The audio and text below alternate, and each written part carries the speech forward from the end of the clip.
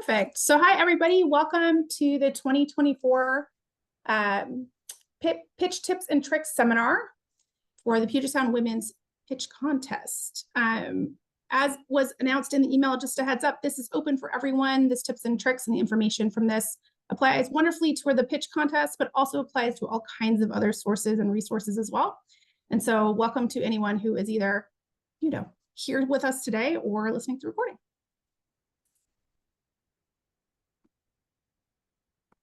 Okay, so the objective of the summer today, which basically is to help you learn what you need to know.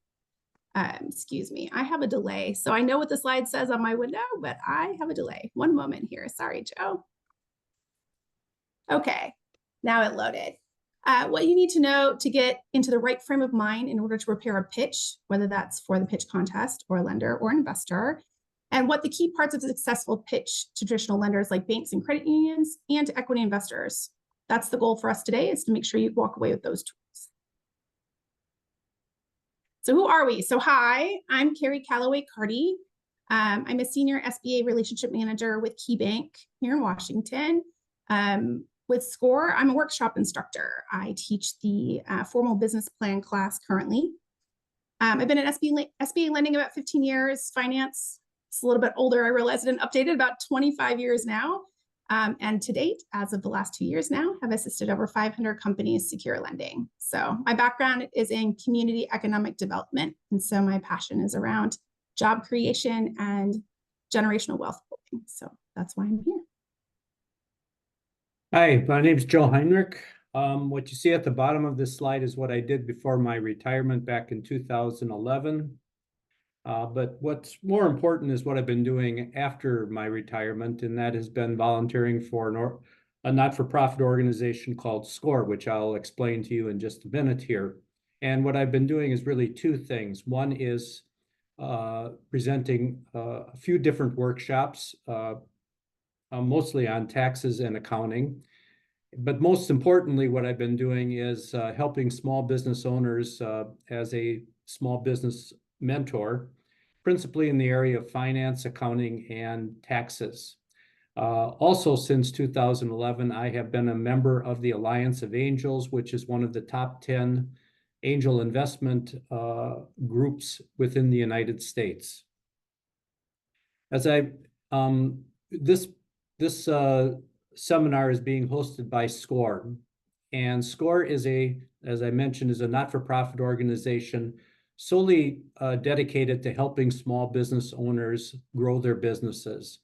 We are one of the largest not-for-profit organizations in the United States in terms of volunteers, with 300 chapters, pretty much one in every large city in the United States. And specifically in Seattle, we have about 100 volunteers with a variety of different backgrounds and expertises.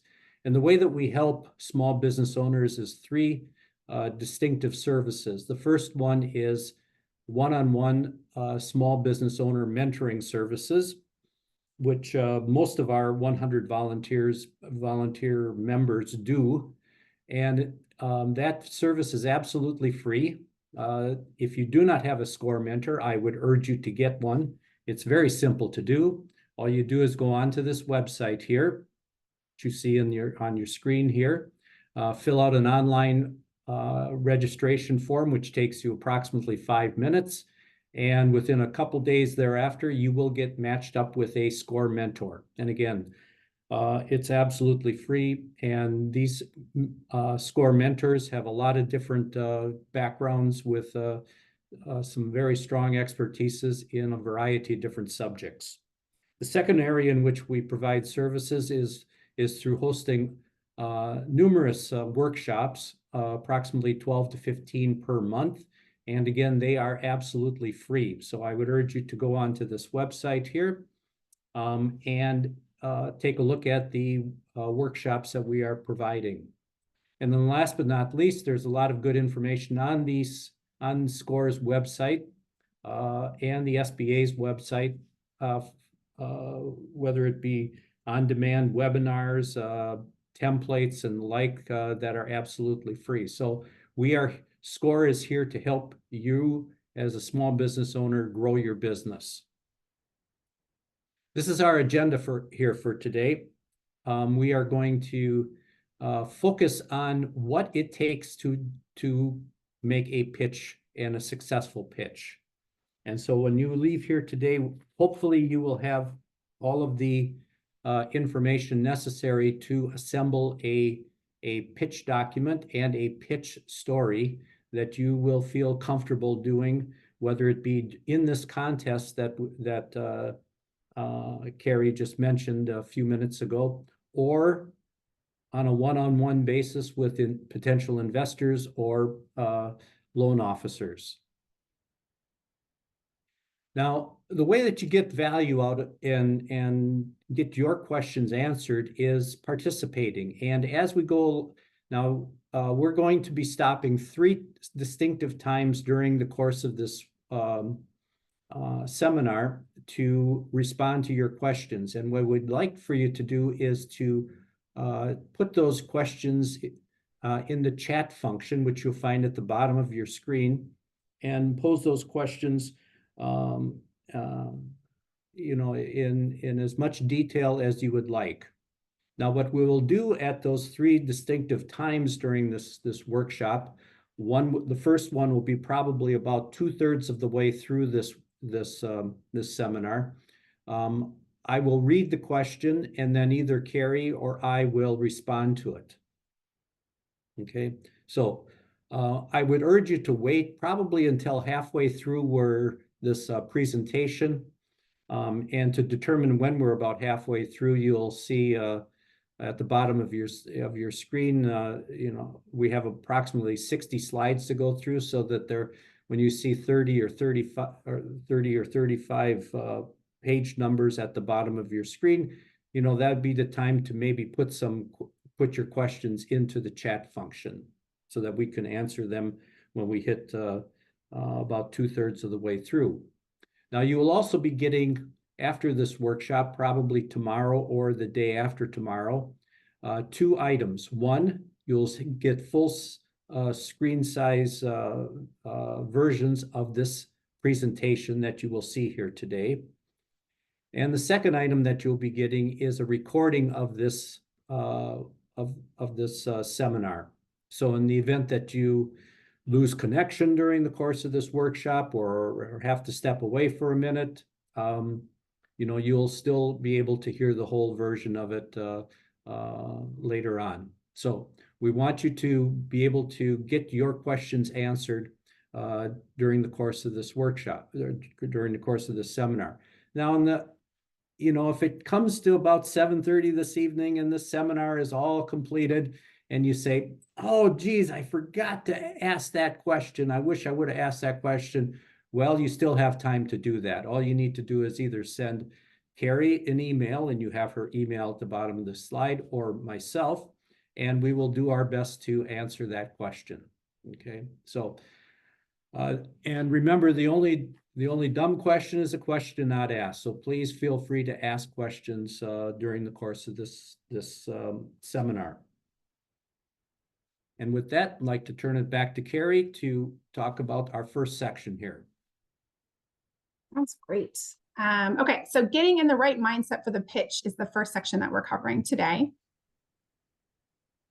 Okay, so we talk about mindset, right? Let's focus on the mindset of lenders and investors. So if you look at the structure below, we talk about the structure, the story, and the mindset. So understanding what lenders and investors are looking for helps you to craft your structure and your story in a way that meets your audience's needs. Okay, reframe your mindset. I am pitching to raise funds. So, sorry, Joe, can you do the next slide one more for me? Right. So the ideal outcome of a successful pitch is less about I am pitching to raise funds and really about understanding what your audience is looking for. It's about generating intrigue and trust. It's about building connections. So when you think about getting the mindset of a pitch, it's less about I need money and more about why am I a great investment? Why am I, or my business idea, a great choice for a lender to back? Why me? All of that. Exactly. Joe, we've been asked to slow the slides down just a titch. So just as a heads up, I'm going to slow down just a smidge. What do lenders and investors ask? So this slide illustrates quite a few questions that I ask when I am talking to business owners. I work a lot in the startup space and a lot in the expansion space. And so, for example, one of the questions here says that it's a low ask for a big project, for example. If you're trying to do a large project with lots of inventory or lots of payroll or other things, and your request is quite low, the concern from the lender or investor side may be, well, if you don't have enough money, how are you going to successfully scale? How are you going to maintain your business during a ramp-up period? So that's one of the main things I ask or talk about a lot is in that space. The other thing here, I still don't understand what the product is. If I read a business plan or go through a pitch and don't understand what the product is, or I would imagine investor side as well, that's a big red flag for me. If it can't be explained in a way to someone who you're asking for money from, it makes us concerned about your ability to explain it to the marketplace. And there's other examples on here as well about the market being flooded in your industry, some more traction or market validation, market research. How is it actually scalable? And if you have specific intellectual property, is it easily reproducible? So those are all things that we're thinking about when we look at a plan and try to assess it on how successful it could be. Okay. So how do lenders and investors choose? So oftentimes the number one thing I talk about with all of the startups I work with is help me understand why you are the right person to do this, right? So one of the things on here, is I know the founders through the local industry, very solid, lots of experience, passion and energy, identifying a real pain point, so something that's relatable to the person you're speaking with, impact, outlining the impact that your business can have on the marketplace, on your community, and how it will earn money as well, of course. And where will our funds make the biggest difference? That's another question that's asked often. And I could see us coaching them, or I could see them getting coaching and growing even more. Those are things that we think about when we are choosing, both on the investor side. Some of these are more investor side and some on the lender side, especially the experience component for me.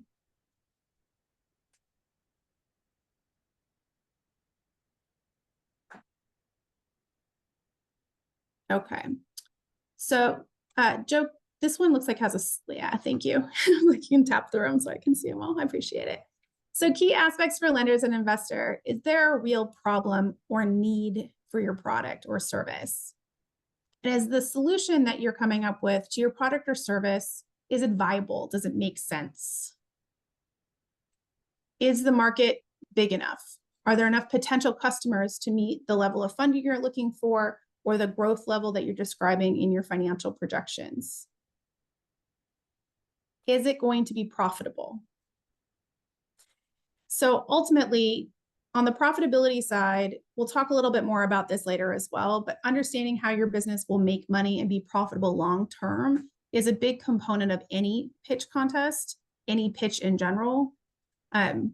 Probably the number one reason that I will look at a startup model and say that they need to go get additional technical assistance or a mentor versus coming to the bank has to do with their financial projections and information not showing profitability in a way that makes sense for what they're asking for.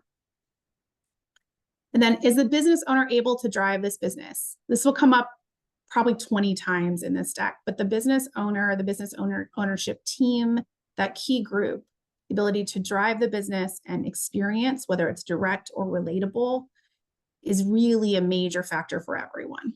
It's about you. And that's great because most of you wouldn't be doing this type of business option if you weren't passionate about it or had the skills to do it. So that's the best part. And that's also one of the fun things about a pitch. Learning about the business owner and experience can really make a difference in how successful your pitch is. Now, just to build on what Carrie has mentioned here, try to remember these 5 aspects or these 5 key aspects for lenders and investors as we go along through the next section, which is really the anatomy of a pitch. And this is where we're going to go through each element, each of these elements, plus some more that really make up your pitch to lenders or investors.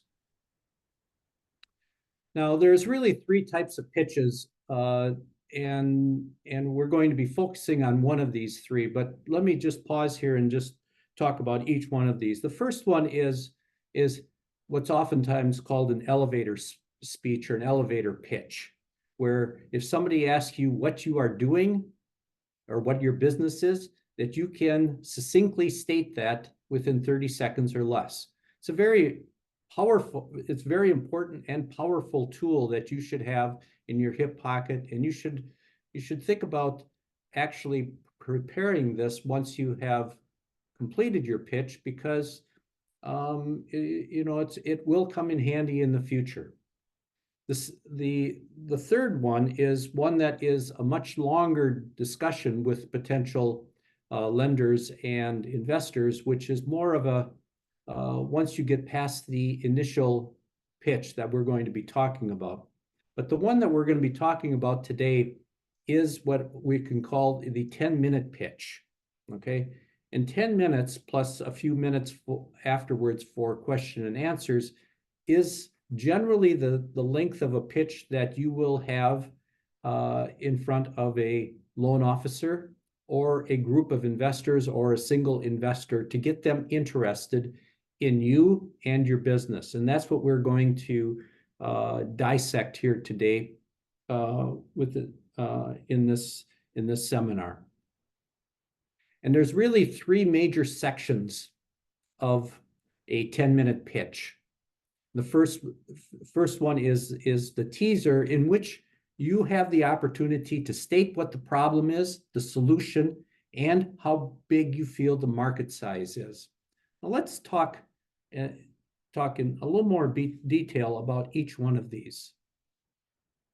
Now, being able to state clearly what the problem is that your business or your product is trying to solve is extremely important. And the reason it's important is because that is the way in which you can grab your audience and make them and create a relationship with your audience so that they understand what you are trying to solve. And all businesses solve a problem. If your business is not solving a problem, it probably isn't a business. And it really gets down to, give you an example. A coffee shop solves a problem of somebody wanting coffee at a specific point in time. That's a very simple solution to a problem. Okay, so the key thing here, when you're describing what the problem is, you want to be able to make sure that that problem is relatable to the people who you are pitching to. Okay, let me give you a little example of that. And in leveraging off of this coffee example I just mentioned, if you get a cup of coffee in a cup with a lid on it, sometimes you start drinking it when it's too hot and you burn yourself. Well, most people have gone through that situation. And in fact, according to this slide here, 85% of coffee drinkers report burning their mouths or tongues at least 3 or 4 times a month. And that's a real problem, okay? So being able to state a problem and catch the attention of your audience is extremely important at the initial 1 minute of a pitch, okay? Now, once you have caught the attention and made your problem that you're trying to solve relatable to your audience, the next thing that you want to put forward is, what is your solution? Whether it be a product or a service, you want to be able to describe that solution in as much detail as you can, within a minute or two. Now, if you have a product, I would urge you to have that product along with you, or have some very clear images of what that problem or what that product looks like. But the best is to have, your product in hand. And, if you're pitching in front of a very small audience, why not have, that product that you could give to the, or you could hand out to the audience that you are pitching to, so that they could not only touch and feel it, but they could also see how it would work for them. Okay, so you want to be able to grab the attention with your problem and then show them the solution and make that solution believable to your audience. And and so it's very important to be able to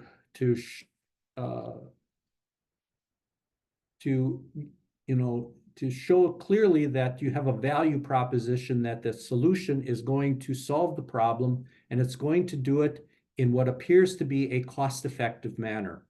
And and again, having your product be able to be shown or in photos, or if you're doing the pitch live, to have the actual product on hand, that's even better. Now, if you're pitching a service, that's a little bit more difficult to be able to show and illustrate that, but you have to be able to make that solution and that service understandable in as few slides as possible, along with your explanations to it. Now, that once you have told them what is the solution to that problem that you're trying to solve, then the next thing is you have to tell them how big the market is. Okay. Now, that market could be very geographically limited. Now, going back to a coffee shop is not going to draw people from 5 to 10 miles away. It's going to draw people within probably a half a mile radius of that coffee shop. But what you have to show is that is a big enough market in order to provide you enough potential customers to make your product or make your business a viable business. Now, if you are marketing to a much broader audience, all people within North America or all people within the United States, that's a larger market. So, so you have to show, how big your market is, and whether it's geographically limited or not geographically limited.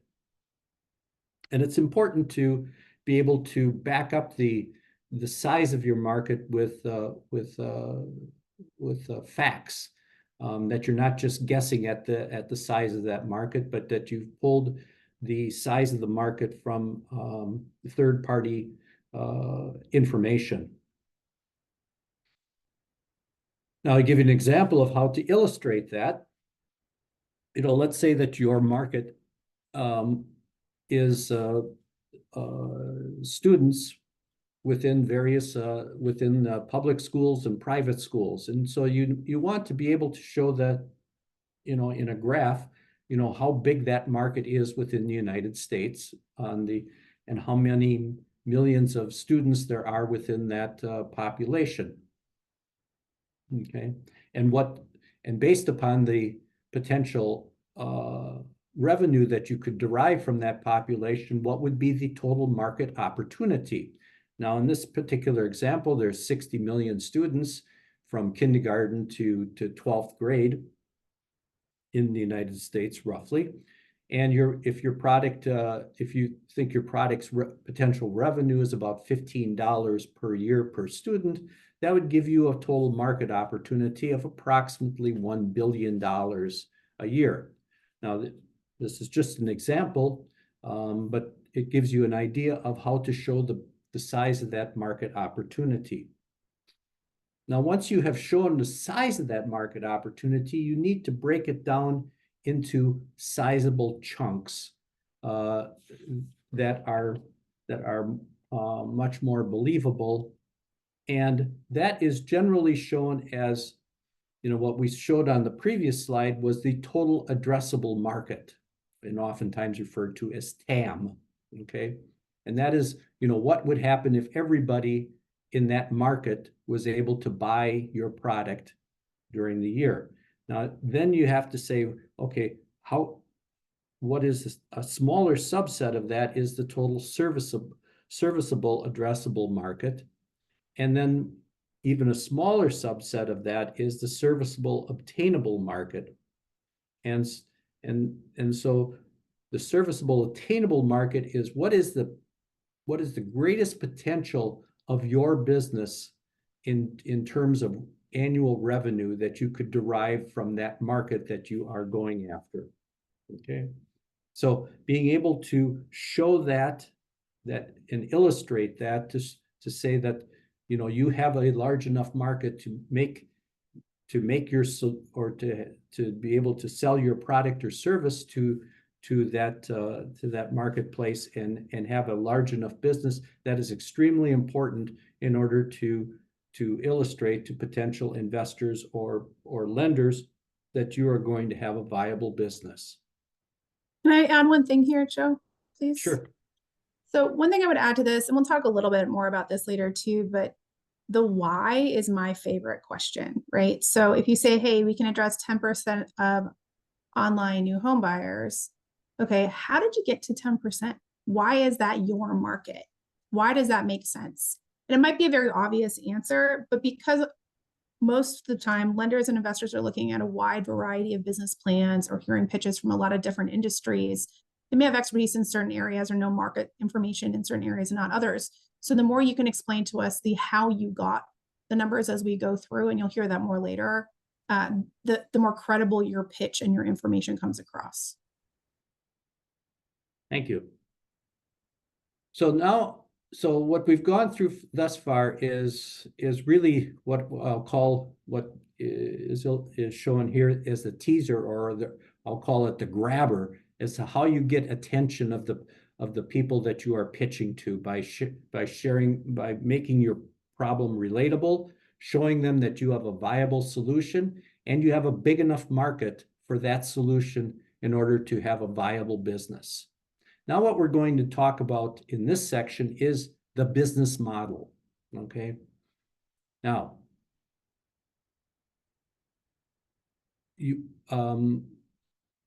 and the first section here is really sharing them, who are your customers, and if you've got a business that has already been going on, you can share with them, who are your existing customers, who are your potential customers, and even some testimonials. Now, if you don't have an ongoing business and you're in a startup situation, you have to show who are your probable potential customers and how are you going to acquire them. And if you're able to if you're selling to businesses, a nice way to illustrate who your customers or potential customers are is to use logos. That is a very powerful way in which to illustrate your customers. If you are selling to consumers, you could show them by groups of types of customers if you can, by demographics, whether it's men or women and the percentages of each, or age grouping or whatever. But by showing them that who are your customers or potential customers in a way that it can be illustrated very clearly is very important. Now, in the event that you do have an ongoing business and you are in the process of selling to businesses, oftentimes that you will have a pipeline, and it's you will have certain customers that you have acquired already, and you'll have certain that you are talking to, certain that you have had contact with. And one of the ways in which you can illustrate those customers that you are trying to market to is by showing a pipeline and showing the various stages at which certain customers are are getting closer and closer to buying from you. Okay, and this is a good example of a pipeline showing that, you know, there's many customers at the beginning of the pipeline which are qualified that they could buy from you, and then you're going through closer and closer to being able to sell to them, and almost at the bottom of the funnel is those that are in the pilot stage with your product or service. This is another way to illustrate the pipeline in the sort of a vertical funnel with the various logos of the businesses that you are trying to sell to. Okay, so in this, you know, again, this slide and the one that previously is just showing you different ways to illustrate your sales funnel and how you are attracting your target market to be able to sell to them.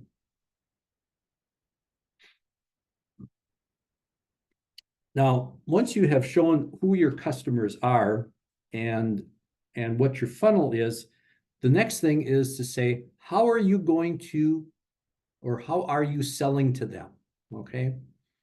Now, you know, for certain businesses, you have the direct contact with your customers, and those are direct sales. Sometimes you go through a partner or a wholesaler to sell your product, and sometimes and then you also have the general marketing of your product to your target market. So, you know, you have to you have to show your go-to-market strategy as to how you're going to be selling, whether it's direct sales to customers, whether it's through a wholesaler or a distributor, or whether it's a combination of both. But you have to make it such that the way in which you are going to be able to sell to your potential customers is a believable way in which you feel that you're going to be successful in doing it. And then who is going to be doing it for you if it's direct sales? Are you going to have agents working for you, or are you going to have your own employees working for you to make those direct sales?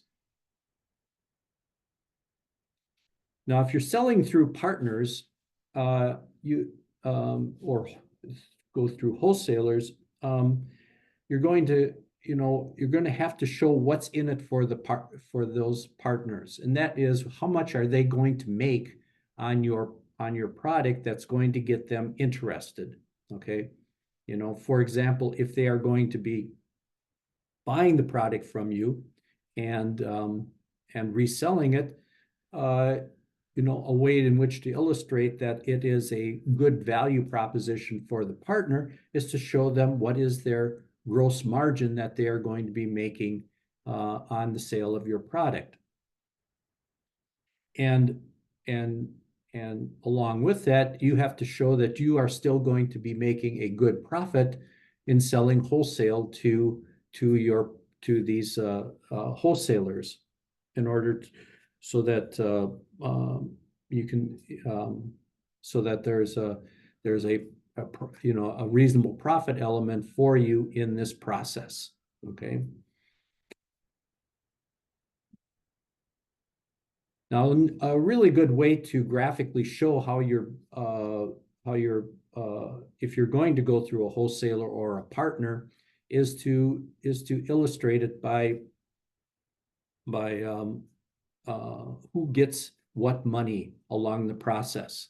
Okay, when you sell something to the wholesaler, you're going to make a profit. Show how much your per item profit is, or sales amount is going to be along with your profit, and then be able to show how much the wholesaler is going to get from the end consumer of that product, and what they're going to be selling it for, and what type of profit they're going to be making. Okay, so being able to show that value chain graphically in a slide is a very, it can be a very powerful tool in order to show that everybody along the process is going to be fairly compensated for their efforts in this process.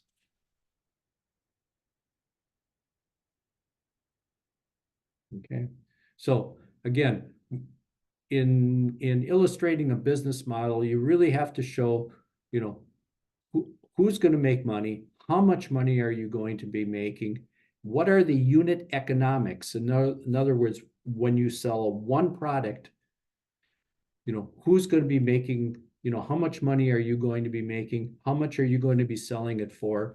If you're selling it through a wholesaler, how much are the wholesaler going to be selling it for, and how much are they going to be making? Okay.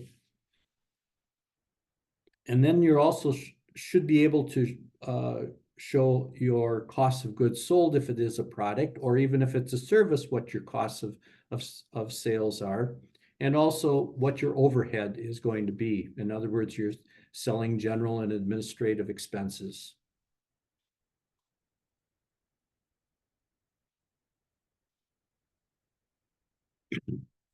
Now, there may be a number of different ways in which you are going to be selling your product and through different channels. Okay. And so, you know, if you're going to be selling it through different channels, and that could be, let's say, if you're selling it through your product over the internet, you may be selling it through Shopify, you may be selling it through Amazon, and you may be selling it directly from your website. But those are three different types of channels that you will be selling it to, even though that they're all through the internet. And your profitability and your sales price may be different for each one of those channels.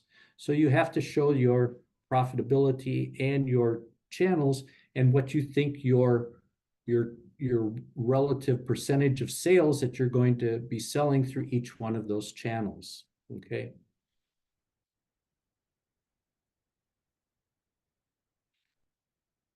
Now we've talked about your go-to-business model and your economics within your business model. Now we're going to say, okay, you're going to be bumping up against somebody who's going to be competing with you. And all businesses have competition. Never go into a pitch and you say that you don't have any competition, because every business has competitors. They may not be direct competitors, they may be indirect competitors with substitute products, but they are still competing with you. And there's a couple of different ways in which you can show your competitors and how they stack up against you. The first way is by showing a diagram, a quadrant diagram, and this is a good example of a quadrant diagram with the most preferable company's product in the upper right-hand corner, and the least desirable company's product in the lower left-hand corner. Okay, and so what you're trying to illustrate here is that you know that your product is superior in two different ways versus the competitors. Now, some of those competitors will stack up very good on one of those two criteria, but they may not stack up against you very well on the other criteria.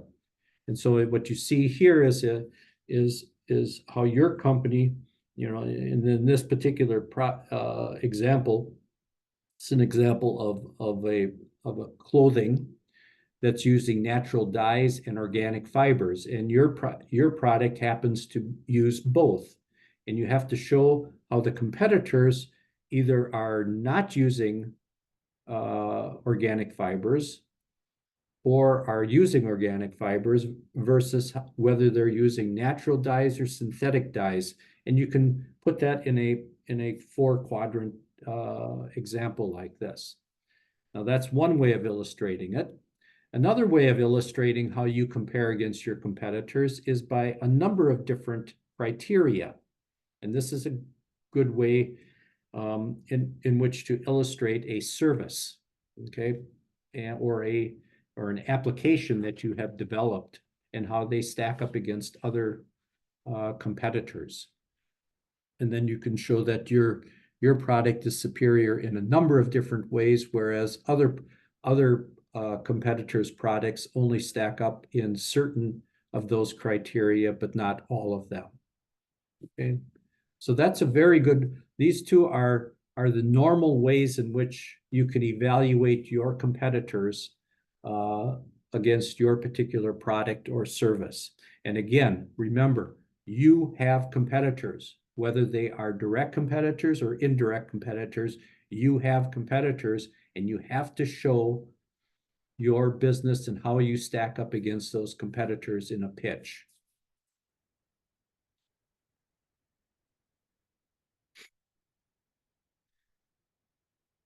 Now, in this section, and then, what we're getting here towards the tail end of your business structure here, once we have shown what your go-to-market strategy is, your economics within your business, and who you're competing against, is who's going to run this business and make it successful. Okay. Now you generally have, obviously yourself, and you also may have certain employees or certain contractors that you're working with, and also certain advisors. And the thing that you want to be able to do here is to actually show who they are and their credentials and why that is important for your business to make your business successful. And a way to do that, let's say for if you have a few employees, they actually show little snippets of their background to show that they have the experience that is applicable to running your business and making it successful. Okay.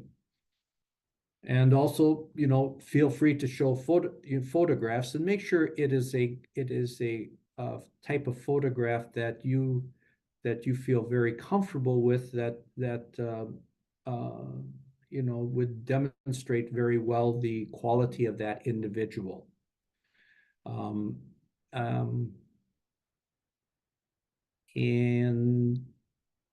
the other type, so this is an example of a management team. You could also create one that would show an advisory board or an advisory team that you have of advisors that you are working with, and show the depth of their experience also.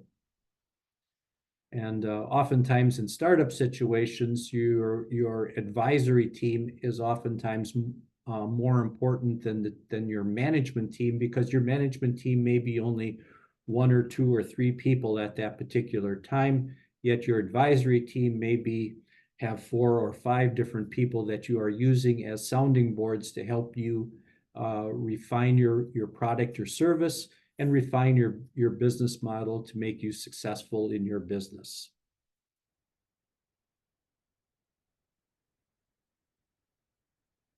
Now we've gone through the teaser section,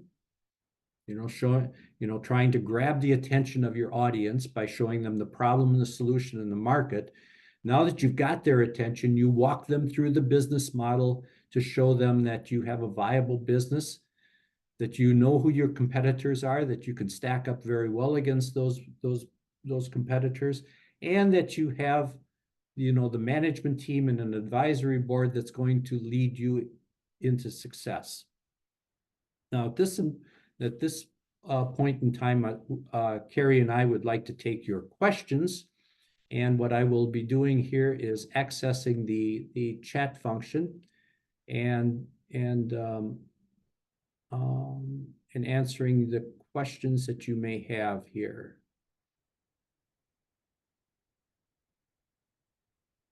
So bear with me a second here. Hey, Joe, I can answer the first two and the most common ones that repeated. I deleted the repeats if you want to real quick. The two common ones really quickly were, are we getting the slides and will the recording be available for everybody? I just want to touch on that. If you missed the beginning, Joe did mention we are going to be sending out the deck and the recording to everybody afterwards, either tomorrow or the next day. You'll get everything you need from there. So I just wanted to answer that because that came up a bunch of times. I deleted the duplicates. So there you go. Okay. I see that one person asked, I don't know how to show my market size. Well, if you could add a little bit more information about that, we will try to answer that. Another question is, will the lenders expect you to be proficient in in funding language, for example, in the SAM, SUM, and TUM? And for the most part, I think that you should have, I think that the answer to that is generally going to be yes.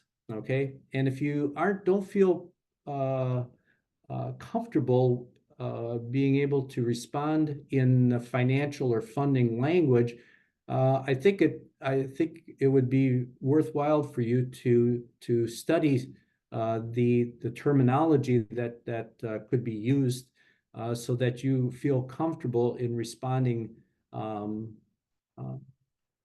intelligently to those questions. Carrie? Sure. Yeah, I'll add something to that. So there's a difference between understanding like the way I would say lenders speak, like about our acronyms or those types of things. Conceptually understanding like the concept, for example, of COGS or cost of a goods sold, what it costs you to get the materials to create your product. Like that type of language, I think, to Joe's point, being able to understand that is going to be important to be able to answer questions. But as far as like traditional banking acronym or verbiage, most of that is not as big of a deal as long as you understand the concepts behind what could potentially be questions. So I get a lot of people ask about acronyms. At the end of the day, there's a lot of them in banking and finance and funding, but really understanding how your business makes money, how you got to your numbers, even if the acronym component isn't, it's the how, really understanding your numbers that, for me at least, on my side, is much more important than the language component of it. Especially since a lot of our entrepreneurs, English is not their first language. And so, yes, it's the actual numbers versus the banking finance acronym for me anyway. So next question here is, how do you illustrate a sales pipeline for a business to consumer service-based business? Do you want me to take that one or you want to go ahead, please?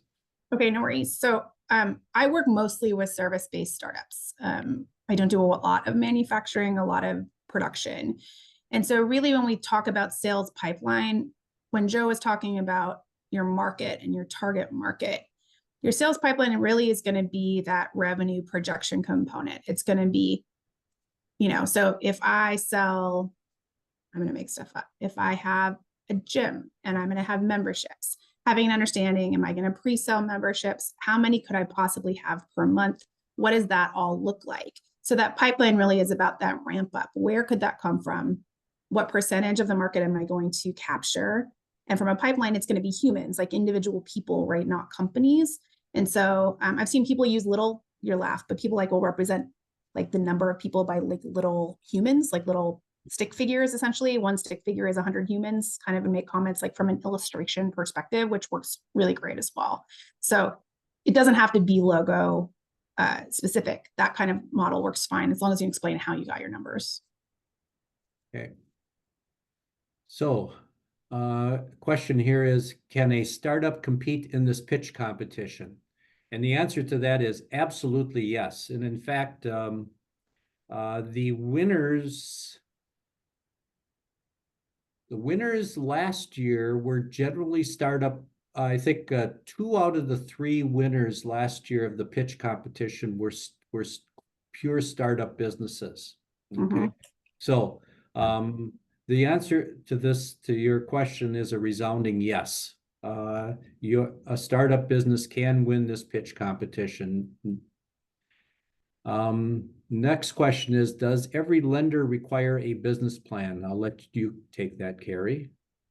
So not for an initial conversation, but for any real lending, yes.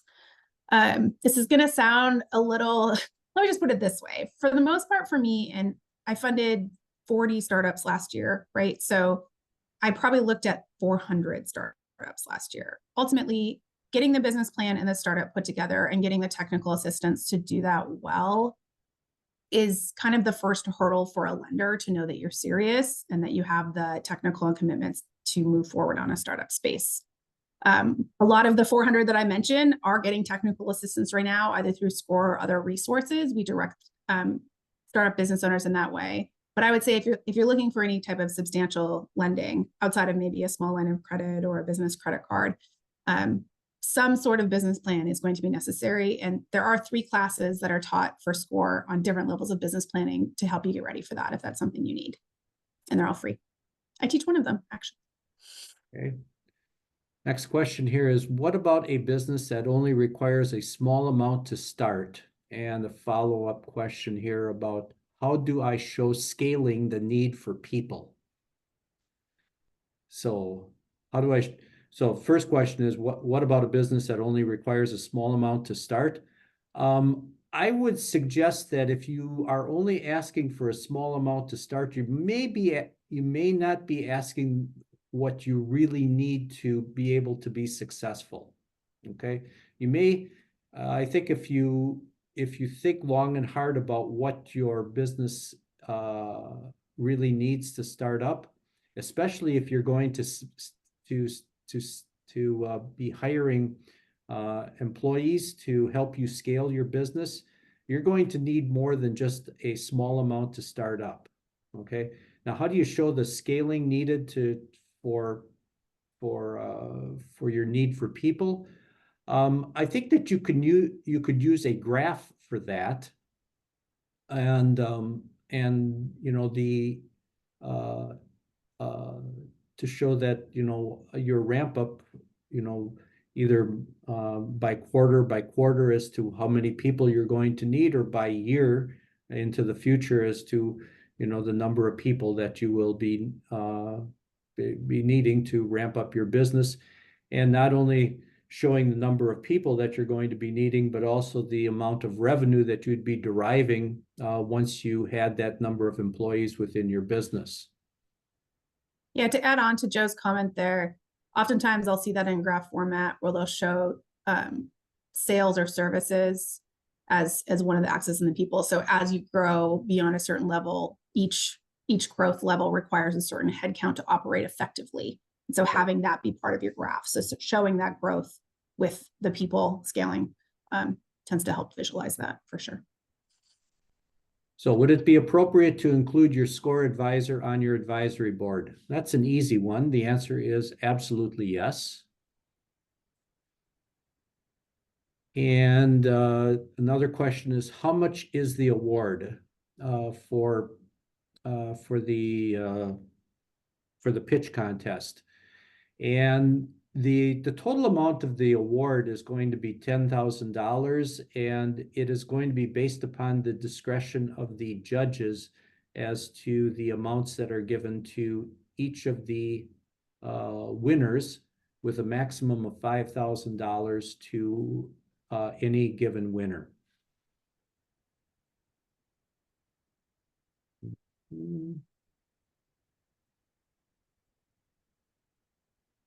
One person stated, I think I'll need some help from a mentor before the pitch.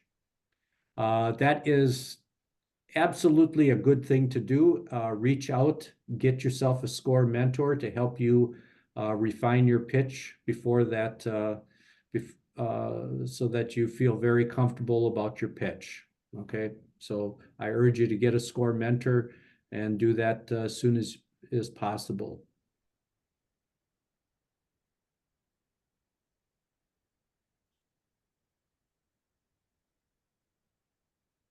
So here's an interesting question. Can you provide some example pitches? For example, role play as a business owner at a bank trying to get a loan. I'll give that one to you, Carrie. I figured that was coming my way. I mean, I can give you scenarios It's like how good I am at the whole like one side, other side. I mean, let me tell you what I talked about this morning is probably the best way to do it, right? So I'm working with a startup company that wants to do wilderness tours in Alaska. So I cover Alaska territory as well.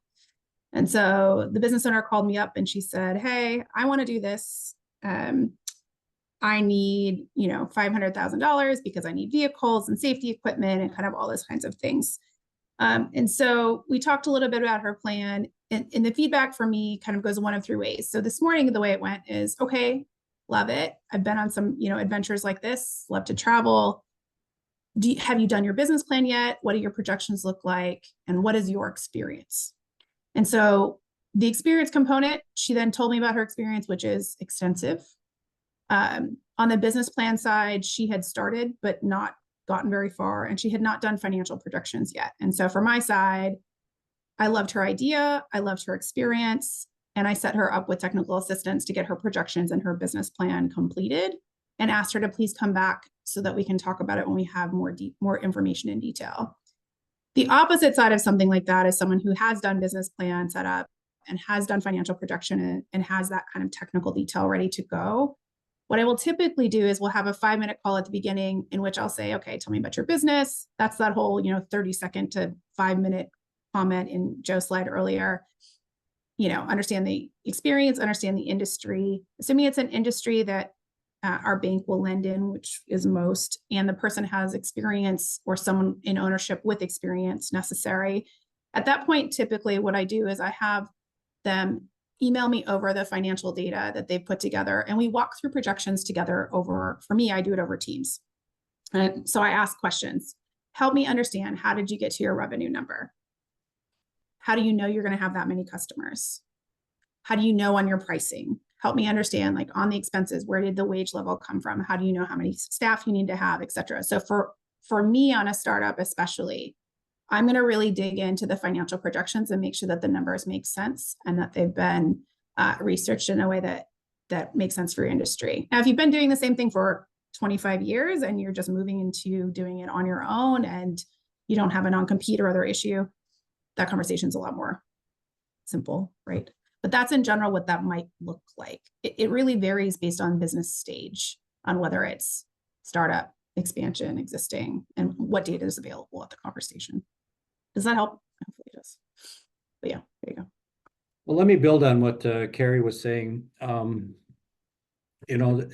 think the best thing, one of the ways in which you can put together a first draft of a pitch document is to take this slide and make sure that you have one slide for each of these items on here, which is a total of 10 slides, and maybe make that 12 slides in total if you want to expand one or two of these topics here. Okay, then get yourself a SCORE mentor and have that SCORE mentor time you to go through this pitch document and see if you can do it within a 10 to 12 minute time period. And then have that SCORE mentor critique you and give you feedback on each individual slide, and also help you with in the way in which you are doing the pitch. So I think that is probably the best way that you can take something or go about developing the pitch that you are going to be doing, and refining that and working, through working with a SCORE mentor or any other person who is knowledgeable about putting together a pitch like this. Okay, let me get to the next question.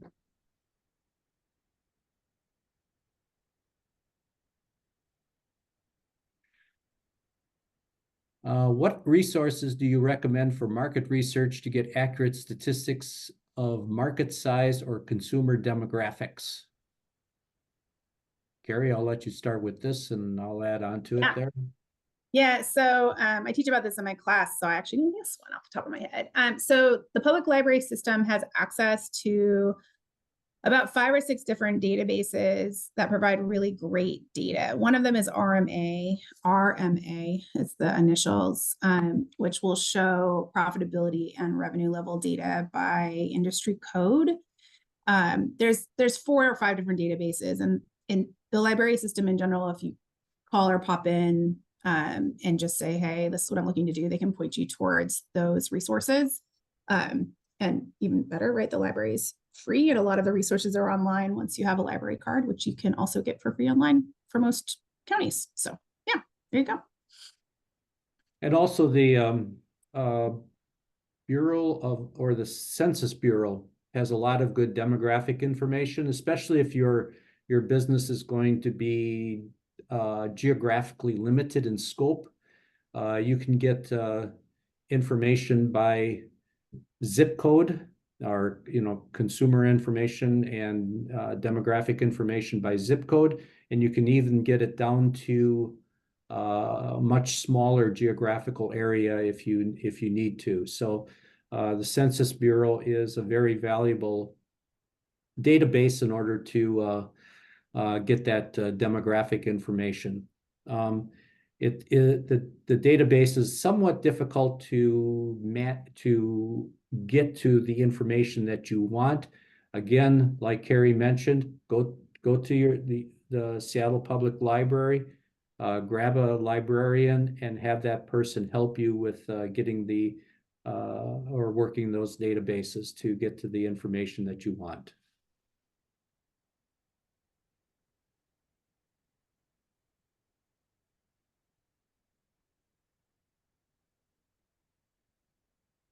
So question is, do we have to prepare a slide on how we'd spend the funds?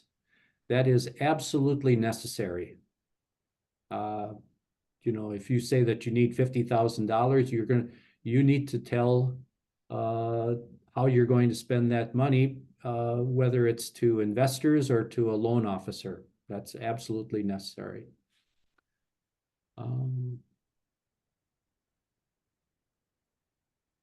Are there any special approaches or considerations that you would recommend for a company that sells luxury goods, markets to the luxury market? I can comment on that because this comes up for me. Most of the time in that circumstance, the ask from a lender is inventory. And it is hard to get an underwriter comfortable with funding significant luxury inventory if you do not have pretty extensive experience in the industry and kind of everything ironed out in a nutshell. It depends a little bit on the good, but I funded one jewelry company out of probably 15 I've talked to, for example, for that reason. And so that it's just hard for an underwriter to get comfortable with that a lot of times. So really have to outline a very robust business plan, projections, and really the experience and why the market makes sense for where you are before an underwriter is going to fund a physical brick and mortar inventory component. If you're not physical brick and mortar, it's easier. So that would be my comment. Next question is, I am in the early stages and would not be ready for the pitch competition just yet. Would you be having additional competitions during the year? Potentially, but probably not. Our SCORE will for sure be having a pitch competition 1 year from now.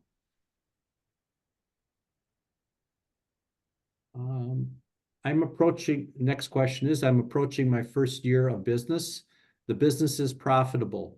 What loans are available to new businesses?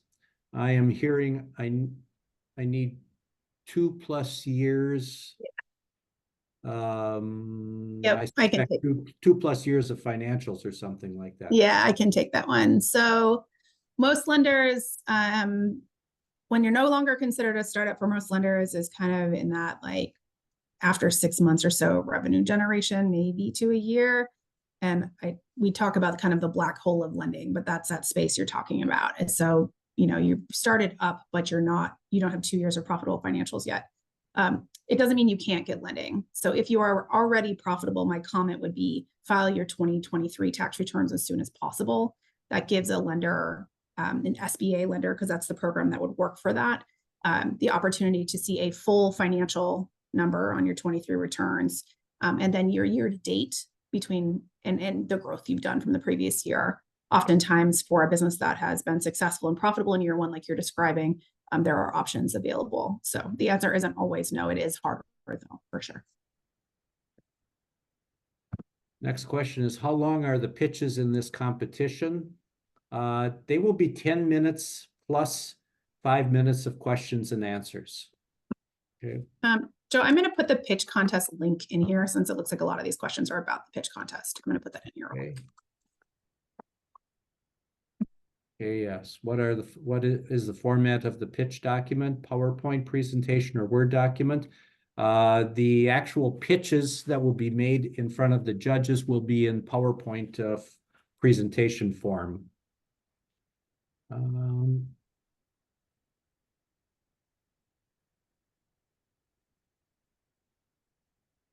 Does a SCORE mentor help with a business based in the United States but doing it abroad?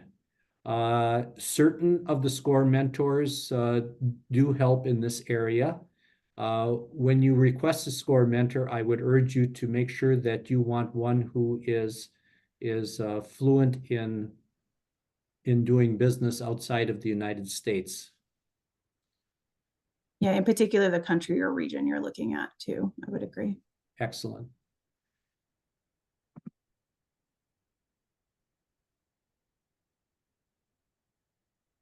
So a question is, if you don't get through to the live round, which would be the final competition in front of the judges, will there be a chance to talk to funders anyway? If you are seeking debt financing, yes, I'm Gary, I'm sure that you would be willing to, sure. If you are seeking equity financing, I would urge you to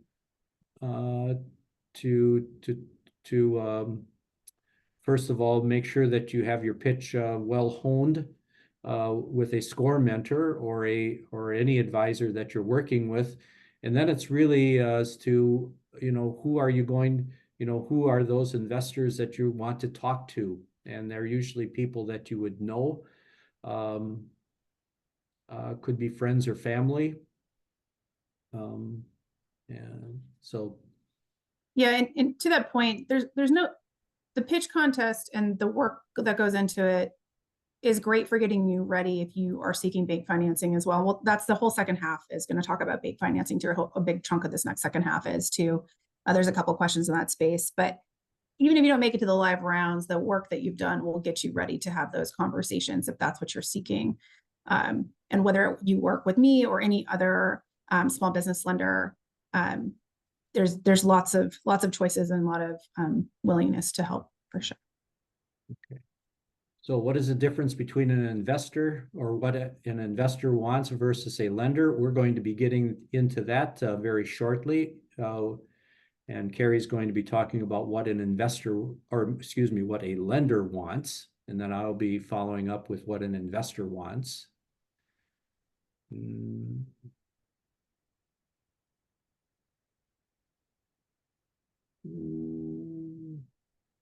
What advice do you have for someone who is nervous about presenting a pitch in person, whether it be at a lender, bank, or in a competition? Are there ways business owners can mess up their pitches? Well, everybody is nervous about presenting a pitch, okay? That is you've got a lot of company with being nervous and making a pitch because even though that you want to get them interested in your business or your product or service, you are effectively wanting to have them fund you in some way. Okay, so you're asking for money, and that is a nervous proposition. So the way in which you get less nervous is that you practice. And practice, I would advise you to practice in front of somebody who you respect and who can give you very critical feedback in that process. Okay. I agree. One comment I would say is like presenting in front of a pitch contest should feel different than presenting like for a lender. A lender, largely, and obviously shop your lender to make sure you find the right fit, but that should feel less like a presentation and more like a conversation. And so that'd be my one comment, that the pitch contest is a unique environment and obviously a really cool opportunity, but from the lender perspective, like, as long as you can continue to work through it and talk about it and answer questions and know your business, I think you're fine in that space. There's less reason to be nervous. It'd be typically one-on-one versus in front of a group as well. So just something to comment there. And the last part of that question was, are there any ways business owners can mess up their pitch? And I think the way that you can mess up your pitch the worst is if you are time limited and you are not able to get through everything that you wanted to say in the time that you are allotted, okay? And so that requires you to practice and to time yourself so that you can say everything that you want to say within the time limitation that you have. Because the downside is if you get cut off midway through your presentation, you're probably not going to win the competition. Okay. Especially since most people put the funding thing at the end based on the structure that we typically advise. So if you don't get to the funding part of it, it's more of a challenge. You better have to have the presentation be short and allow yourself room and allow room from Q&A than have it be too long. That'd be my comment. It gives you room to be nervous. So how much can a new business get a loan from SBA for? Is there an $5 upper million limit on the loan amount one can seek? Sorry, Joe. $5 million is the answer. I've done one startup in 20 years for $5 million, but that is the limit. Most of them don't ask for that much money. So, but yes, technically the answer is $5 million. Okay. Well, we've gotten through all of our questions here. And so Carrie, why don't you go through the financials and offer for lending? And let me just go to that next slide here. So. Good. Okay. So we get to the lender side of this part of it. And as Joe mentioned, he'll talk more on the investor side as well, but why use debt instead of equity investment? So first I want to really quick define the difference. So debt is a bank loan or a loan from a family member or a loan from a friend, loans, right? Money you have to pay back debt. Equity investment is you're giving a portion of your ownership in your business in order to get funds back. And there's a lot of different ways to do that. That could be a whole class, but the big difference is a lender, traditional lender, banking lender, is not going to be taking ownership stake in your business. You will still retain ownership. The ownership group retains equity while still accessing needed capital. The other reason to use debt instead of equity is regulations. So small business loans, especially those that utilize SBA, which is the Small Business Administration Program, are highly structured. Fair lending regulations and oversight require traditional lenders to review all applications with the same lens. And the reason that that matters, in my opinion, is that it doesn't matter where you are in your business journey or where your background is or community or whatnot. The lender has a structured set of rules and how they can review it. Now, different banks will have different appetites for risk. So that's a different situation. But largely, you can come and ask a bank for financing, whether it's startup or expansion, without disparity based on who you are or your business. And then sometimes debt and equity can be used together. So I do this a lot, actually, and oftentimes it's family. So as Joe mentioned earlier, sometimes the investor in your business is your dad, your uncle, your family friends, your great aunt, your grandma, who knows, right? So whoever in your family, and oftentimes they'll have some ownership stakes. So for example, I'm working on a project right now where the grandmother has decided to contribute $100,000 to the startup project that her granddaughter is doing. And so the $100,000 is the down payment towards the loan structure we're doing. So we're able to do loan for the granddaughter's business. She has 90% ownership in this example. Grandma has 10% ownership. And so we were able to do that. And grandma's equity investment, her 10% ownership for her contribution, is the down payment. So that's an example of debt and equity being used together. Okay, financials for a loan. What lenders need? Lenders need to see how and when you are going to be able to repay the loan. So I talked a lot about projections earlier. So that's how this is demonstrated. So since loan payments are going to start soon after loan funds are dispersed, typically within 30 days, the business needs to be profitable and generating positive cash flow quickly. For most startup lenders, this is year 2. So I want to reiterate that, talk about that really quickly. So most startups will not cash flow their lending needs in year 1, which is why when you're asking for funds, we talked about this earlier, making sure you ask for enough should also include loan payments and working capital, so cash in the bank, to cover your ramp up period so that when you hit year 2, you've ramped up enough, and your financials will show that in your projections that you can pay the loan payment by year 2. So just something to kind of keep in mind. Don't have to be able to do it in year 1, but it has to make sense with that ramp up and have enough lending to get you there so that in year 2, you're profitable and you're paying your loan payments and the numbers look good on paper. Okay, so financials, keep them realistic.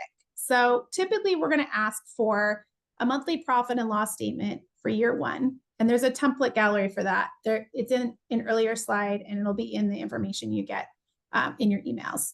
So there's a template gallery for this. So year 1, monthly profit and loss, then annual for year 2 and 3. So the profit and loss statement, if you're unfamiliar with it, the top half is going to say how much money you're going to make on a monthly basis. And then the bottom will have all of your expenses typically. And it should show your ramp up. So if you're a startup, most startups don't start at full revenue in month 1 unless there's some sort of pre-sale component. So making sure that you take time to go through that and what your ramp up might look like. And this is always my favorite because this is where underwriting will really ask questions. So I try to prep all of my borrowers for this as well. Assumptions. How did you determine your revenue? Why are the sales levels that you gave me realistic? Why is your pricing realistic? And how did you get to your expenses as well? So these are all things that we're going to ask a lot of questions on. And the next component within financials is that business plan that we talked about earlier. The business plan, there's so many templates online. There's the slide version that Joe mentioned using the 10 headers. It can also be a Word document with bullet points, all of those types of things. As Joe mentioned earlier, lenders also like to see art, right? So put the graph in, put pictures of your product in, help us to understand where you are. Underwriters are people too. The more we can show them why and what you're doing, the more success we'll have. Okay, so here's an example of the template. So this is the business plan template for startups. This is what's on the template gallery. There's a link for it here. And again, it'll come out in your email either tomorrow or the next day. Again, there's a lot of different formats for this. So pick and choose what you need. If it doesn't apply to your business, just delete it, the section.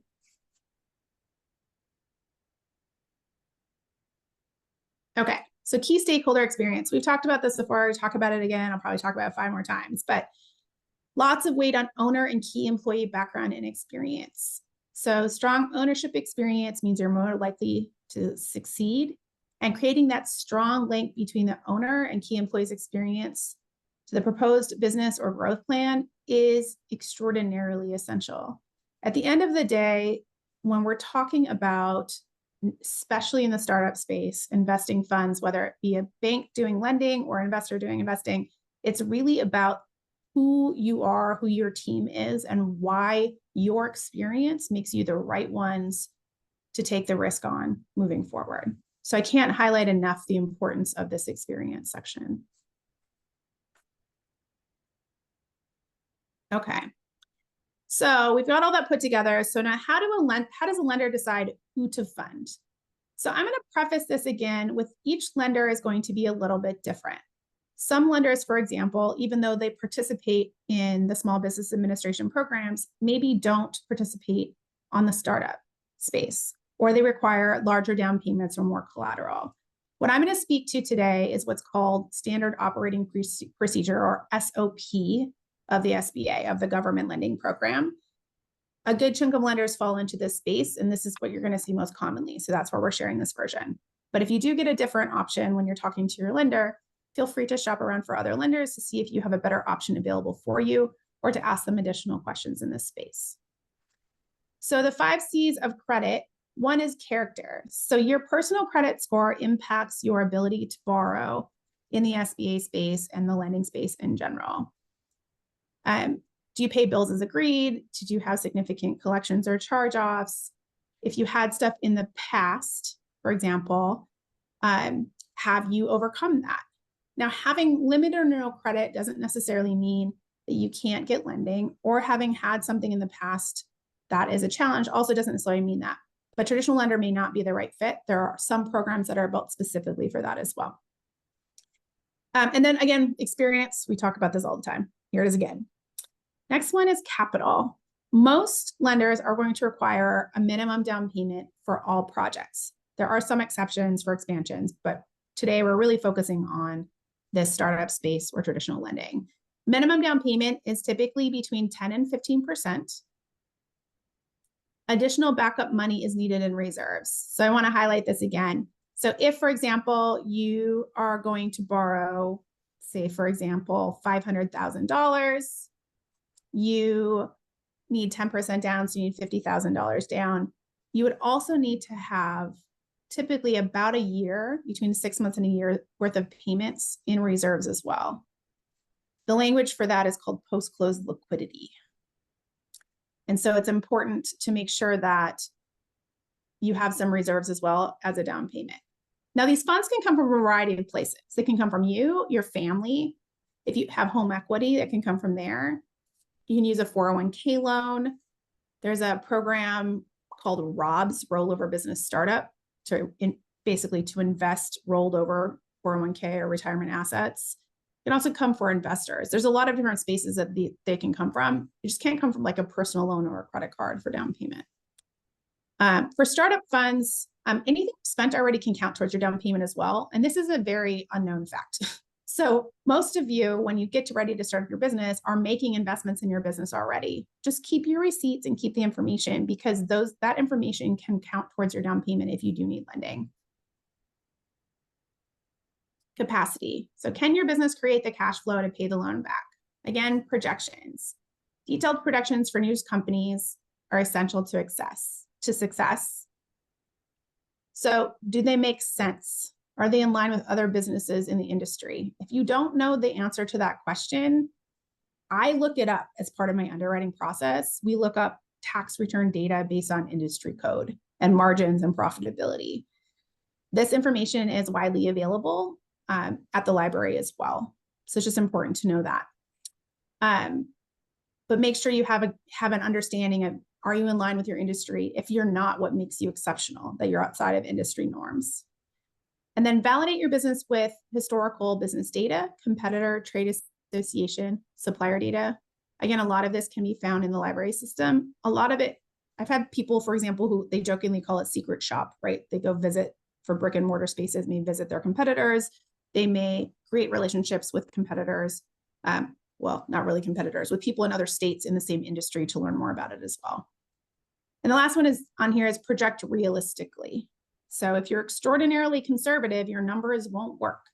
If you're extraordinarily rose-colored glasses, very rosy situation, that may not be beneficial to you or to your lender either. You want to try to be as realistic as possible.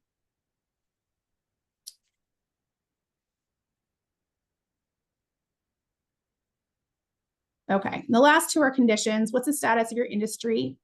How will your requested loan impact your ability to succeed? So for example, during COVID, we didn't do startup gyms, like fitness related anything during COVID, because there was no guarantee on an opening date. That was a condition of the industry at that time. Collateral, are there any assets to pledge to repay the loan if the business fails? For SBA loans require collateral where available. So if you do not have collateral, don't let that discourage you from applying. Most of the loans that I do in the SBA space do not have collateral, either very little or none. It's very common, especially in service industry type businesses. Okay, so they ask, how much funding do you need? What is the right amount? And what will it be used for? So earlier someone asked if you need a slide on this. This is for me, I go here first. I go to experience and I go here. because understanding how much you think you need, why that number is what it is, and it could literally be a table that shows what you need to spend it on for your startup costs and how you calculated how much reserve cash you need. A lot of times when I see it, there's a number, there's a table on the left, what they want to spend money on the right, how much it is, and a total at the bottom that what the funds will be used for component of it. And then there needs to be a narrative on why it's the right amount of money. So how you got there. So how much funding do you need? Common basic startup costs are, here's an example of these, right? So it might be lease payments, it might be build out costs, if you need development costs, if you need initial inventory, pre-opening marketing or selling, licensing, employee acquisition. There's all these kinds of things. There's a really great list of it on the SCORE website in the template gallery as well. And then give it to 5 other people you know, and I'm sure they'll find something that you forgot. That's inevitably what happens. So you want to make sure to incorporate everything. And then you need working capital. So cash is needed to pay. Working capital is going to be the cash you need to pay your bills until your business generates enough cash to fund operations plus a cushion, right? So we want to make sure you're giving yourself enough working capital for that ramp up component of your business. Because the last thing you want to be doing is growing like crazy and having things go well. And then 8, 9, 10 months down the road, you run out of cash in the bank because you have to fund additional employees. Not because your business isn't succeeding, but because you don't have enough cash to get over that hurdle.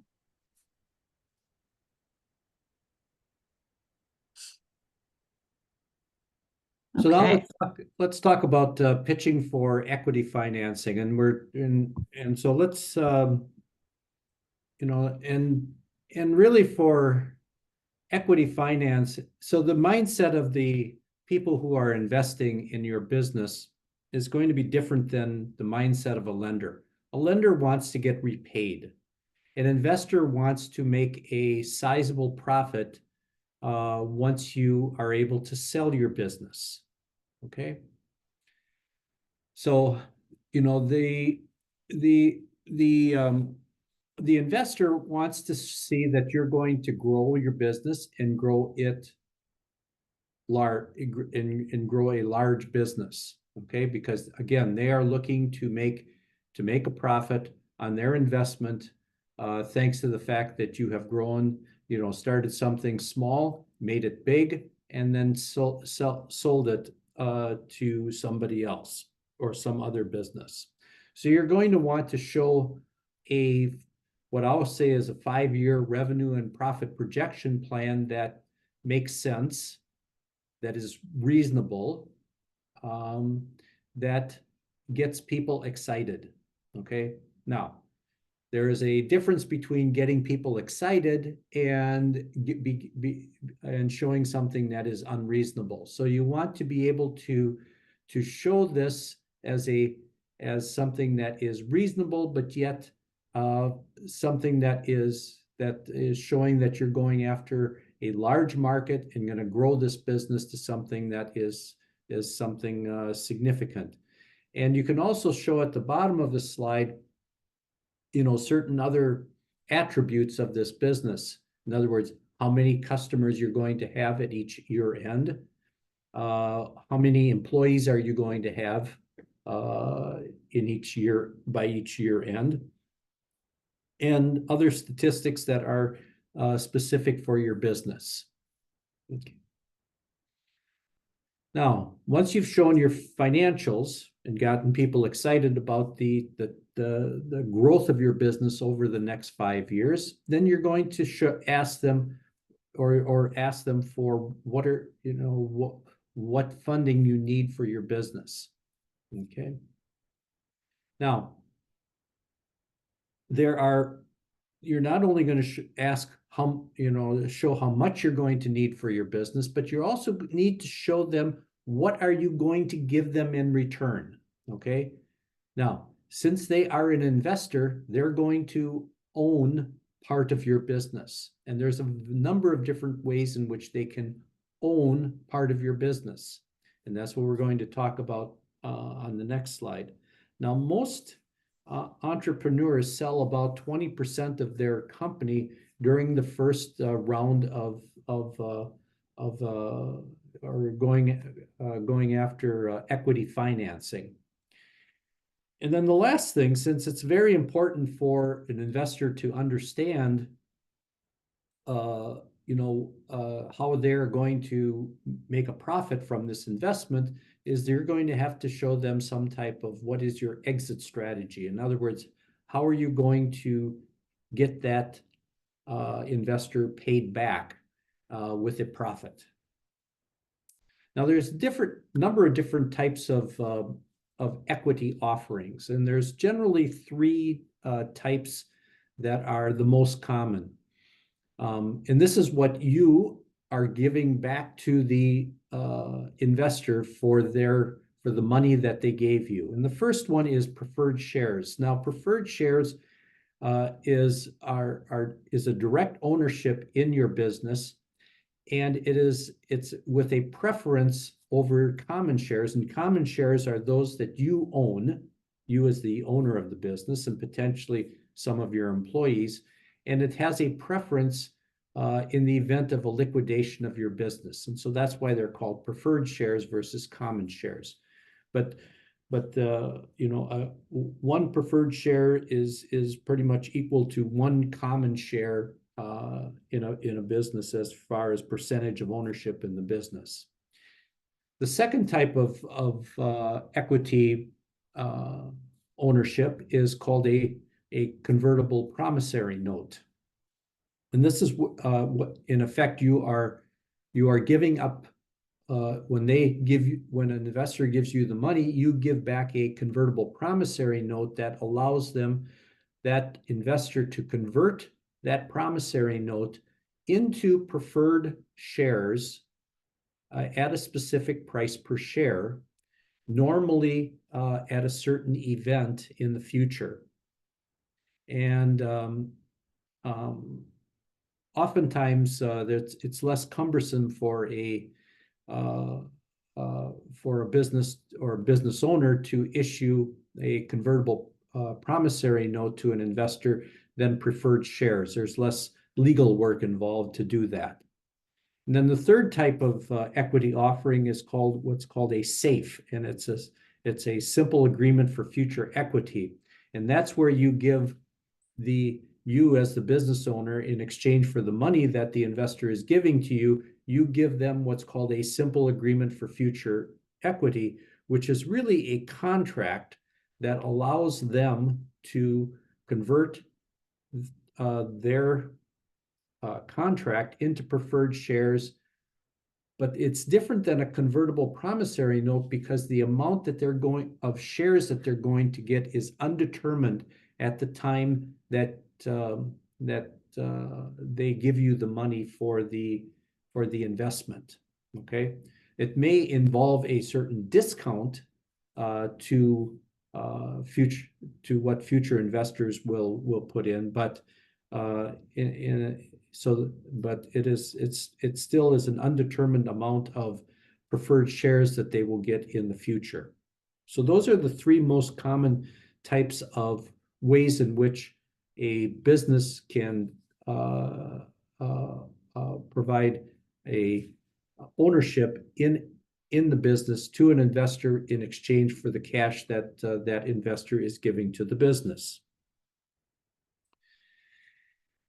Now, one very important slide that is absolutely required in the event that you are seeking funding from investors is the ask and exit strategy slide.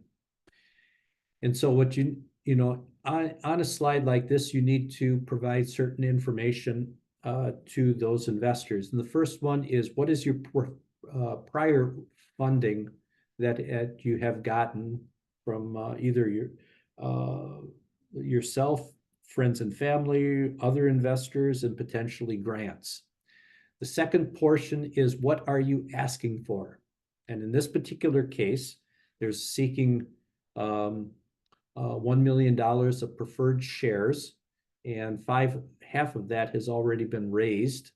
and the pre-money valuation. In other words, how much is the business worth today before that $1 million of preferred shares are sold to investors? That is a pre-money valuation. It's very important that you have a valuation of your business, because that indicates how much percentage of ownership the investors are going to get for the money that they're going to invest in the business. Then you also have to show what you're going to be using that $1 million of preferred share, $1 million of funds that you're going to get for the preferred shares. What are you going to use that on? Listing, you know, what you're going to spend that on without dollar amounts is not a very good thing to do. I would suggest that you attach dollar amounts to each of the major uses of funds so that you can show the extent that you're going to be spending that $1 million. Now, in the event that you think that you're going to have a future equity funding round in sometime in the future, you should also state that. Last but not least, you want to show that you have a strategy to eventually sell this business so that the investor knows that they're going to be able to make a profit from this business. And the way that you can do that is show what other similar businesses in the same industry that you are in have sold their business for, and the multiples in which they have sold their business. Now, a multiple is, you know, how many times of revenue that they sold their business for. For example, if they got $1 million, or let's say $100 million for the business, and they had $10 million of revenue at the time of the sale, that is a 10 times multiple that they got in their business. So that multiple, along with your financials that show over a 5-year period you're going to grow sales up to a certain amount, is going to give the investor an idea of what type of return on their investment that they're going to be able to get from investing in your company. So very important slide to put in, and very important detail to put in to show that you've done your homework as to, you know, what are you seeking? What are you going to give in return for the money that the investor is going to give to you? What is your pre-money valuation of your business? What are you going to use the funds for? And last but not least, and very important in the eyes of the investor, what is your exit strategy for the future, so that they know that they can get their money back? And with that, before we go any further, we're going to open it up for questions. And let me see what we have here for questions. So we have some in the Q&A box as well as in the chat box. Right, and I'll get to that Q&A second here. And no worries, and here's a question for you, Carrie. What would be the average interest rate for lending new businesses? So there's a lot of questions in this space, I noticed. So I just want to cover something. So for startup businesses, before the SBA program existed, largely there was not financing for startup businesses. The SBA program guarantees lenders a percentage of the loan in the event of a default. It's not just for startups, but that's what the program does. So it encourages traditional banks to lend in spaces they would not have normally lent in based on the risk profile. And so I just want to bring that up because that's come up. There's a bunch of questions in that space. But so because of that, the interest rates in that program tend to be higher. There are a couple of different SBA programs. It's different for real estate. If you're buying real estate as part of your startup, that's a different program and conversation. Shoot me an email. We talk about that. But in general, SBA startup loans are prime plus a margin. Prime today is 8.5. Most margins are going to be anywhere between 2 and 3.5%, somewhere right in there. Most of the time it's between 2 and 3% over margin. So that's going to be 10.5 on the lower end for most SBA lending for startups right now, to 12.5-ish, somewhere in there, depending again on the lender, the program, the size of the project. There's maximum rate rules. SBA has them set as well. But yes, in general, especially startup lending tends to be more expensive because the risk is exponentially higher as part of that too. Okay. So here's another one for you, Harry. Who lends to startups? I've been trying to find lenders, but every lender I've talked to needs two or more years of operations. Now I'm in a black hole of lending because I'm 1 year into operations. My credit history is amazing, and I could take a personal loan and then loan it to the business, but that doesn't seem smart. So yes, so the short version is not every lender lends in that space. The lenders that tend to lend in startup space, all of our CDFIs do, which is Community Development Financial Institutions. There's quite a few of them. If you want to look them up, just type in Washington CDFI. KeyBank does. Obviously, I've been talking about it a bunch. And then there's a lot of other lenders that will as well, but they just have different rules on how long you have to be in business or if you have to be a pure startup and all of that. I shot you a separate note, Shannon. If you want to just shoot me an email, I can listen to your scenario and find the right lender for you, connect you to a CDFI or whatnot. I'm happy to do that. Just shoot me a note. Your situation is definitely, it's always more challenging when you're a year in, for sure. Next question is, how do we make assumptions if the business is not yet in the market? That is a good question. It is very important that you do your best job to estimate those assumptions. Look to other businesses and research other businesses as to how similar businesses to yours, and see what assumptions would be reasonable in your particular search situations. I think in this particular, what you may find very useful in this area is to get yourself a SCORE mentor to help you with determining what assumptions are applicable for your business. Okay. I know when I meet with a SCORE client in a particular situation like this, we can brainstorm and come up with a number of different assumptions, even though that your business is not even the business is not even started. Question here is, how do you need minimum down payment for SBA loans? And I think we went over that. Yeah, just really quickly.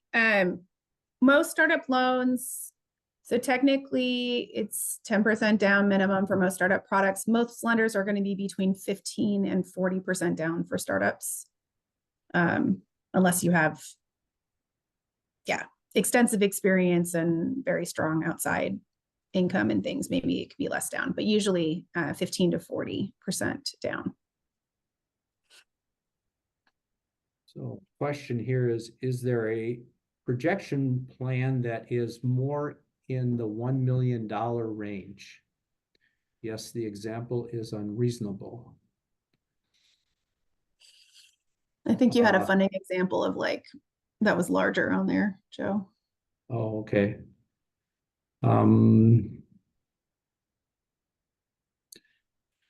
So a projection plan in the more in $1 million range.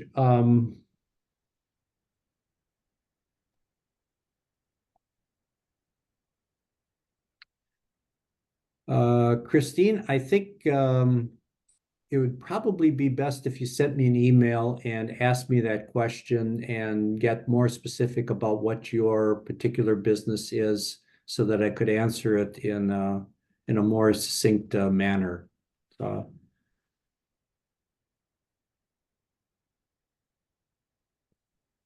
So here's one. I found SBA loans are very expensive than other kinds of loans, and it is very difficult to get out of the loan or convert it into other kinds of loans, like from a commercial loan to a conventional loan.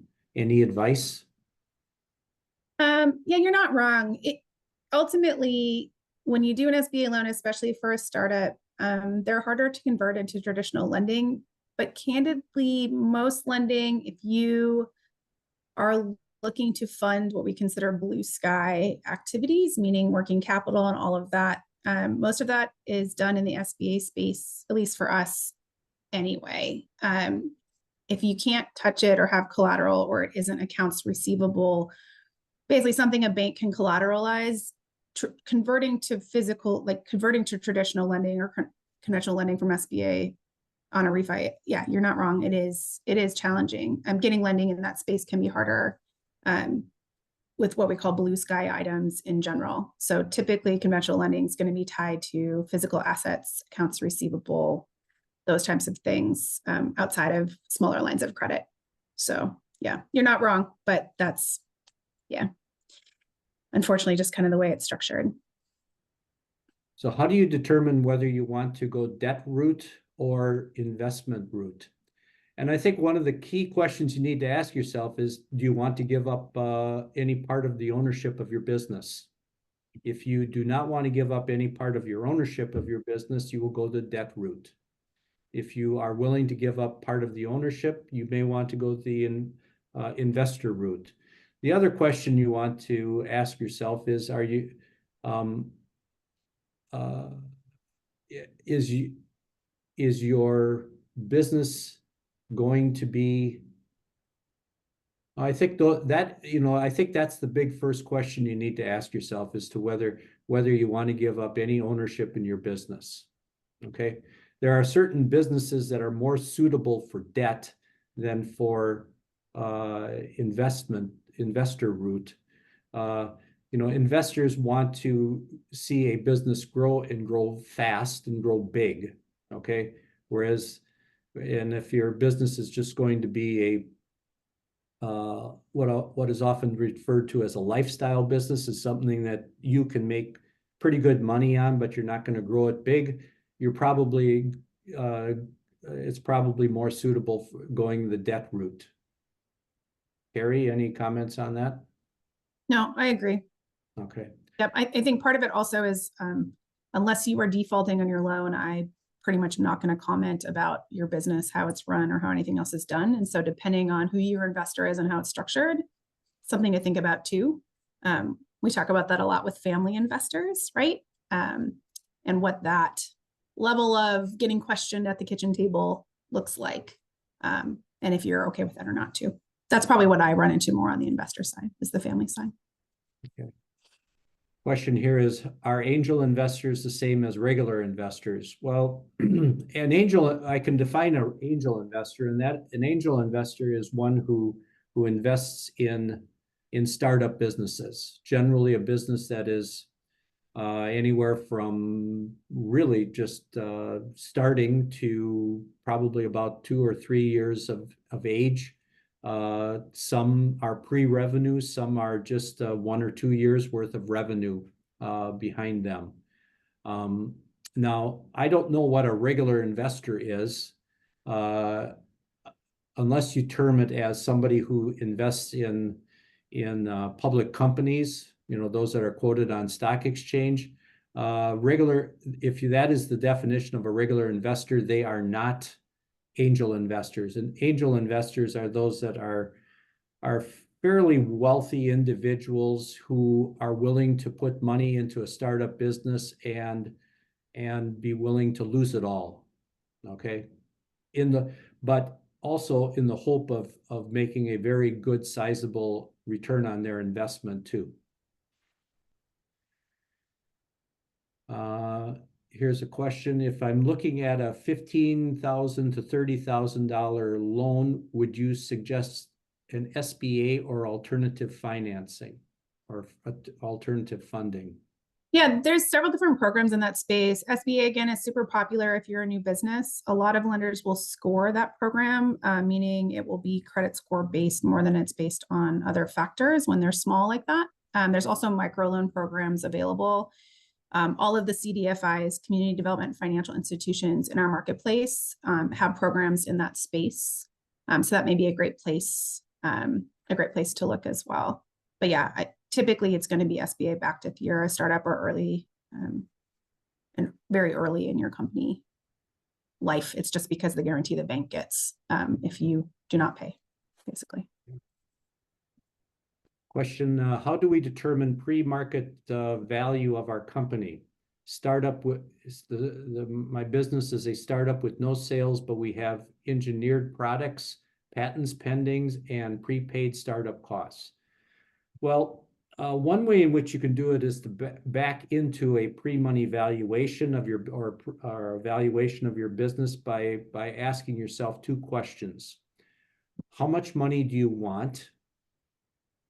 Secondly, what percentage of your business are you willing to sell for that money? Okay. If you know the answer to those two questions, you can back into the value of your business.